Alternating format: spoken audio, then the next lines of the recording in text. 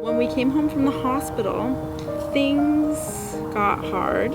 I just remember very clearly the first night because he kept crying and crying. And every time I would try and nurse, it just seemed to make him more upset. It was so obvious something wasn't working with that. Days went on and Andrew and I had the visit from Interior Health and the nurses expressed some concern over his weight. The nurse could tell there was no suction. She was very confident there was a problem. I think she knew what it was. She just wasn't authorized to disclose that to us. She made an appointment with the doctor. Once we arrived at the hospital, there was a pediatrician who had a quick look and was just confirming what our family doctor had already told us, was there is a cleft of the soft palate. She wanted to check him in and said, "You'll be here for a few days until we can figure out how to get him feeding correctly." 20 minutes before that, I think I may have still been in denial that there's this cleft palate, and we still weren't sure what the fix was, what was going to happen. But finding out that he's got to go through a surgery was like incredibly upsetting. So yeah, James was 10 months old when the surgery was performed. The day of the surgery was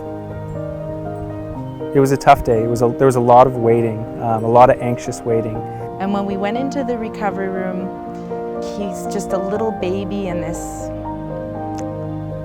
surgery getup, totally frantic and upset.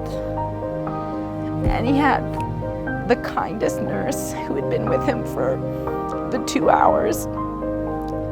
And she said, "I just had to hold him the whole time."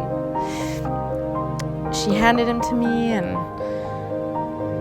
I just held him and thought, he's not screaming, he's not in pain, he's just totally disoriented, but he's better and he's fixed and this is gonna go away. He's just going to improve now.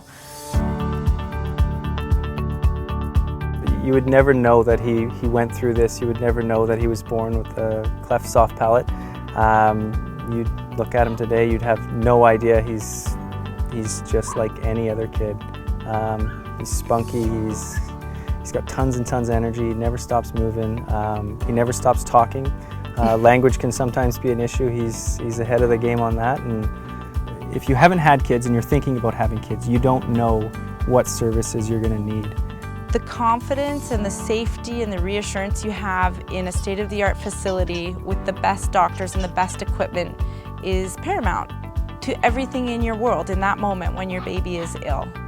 And they've taken good care of us and I feel safe, and it's really scary to have sick kids or to be sick yourself, and to know that you're in good hands is so reassuring.